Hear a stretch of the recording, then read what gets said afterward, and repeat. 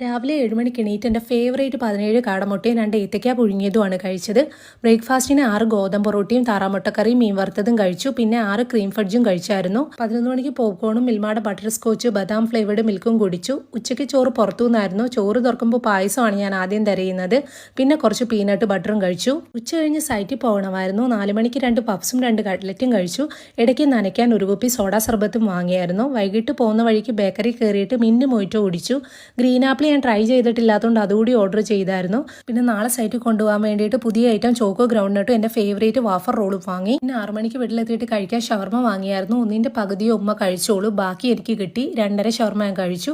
ഒരു ഗ്ലാസ് സ്പ്രൈറ്റും കുടിച്ചു. പിന്നെ ഫ്രഷ് ആയി വന്നപ്പോൾ ഔഷധച്ചെടി വെച്ചൊരു കുറുക്ക് ഉണ്ടാക്കി വെച്ചിട്ടുണ്ടെന്ന് പറഞ്ഞു. വേണ്ടാന്ന് പറഞ്ഞെങ്കിലും ശരീരത്തിന് നല്ലതാണെന്ന് പറഞ്ഞപ്പോൾ അതും കുടിച്ചു. പിന്നെ 9:00 കഴിക്കാൻ 2 കുബൂസും അൽഫവയും ഉണ്ടായിരുന്നുള്ളൂ. അതുകൊണ്ട് 2 മുട്ട പൊടി എടുത്ത് പൊരിച്ചു തിന്നു.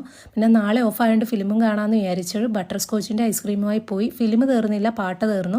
പിന്നെ രാത്രി പൊളിക്കുന്ന കപ്പലിൻ്റെ എടുത്തുകൊണ്ട് പോയി ഫിലിമും കണ്ട് ഉറങ്ങിപ്പോയി.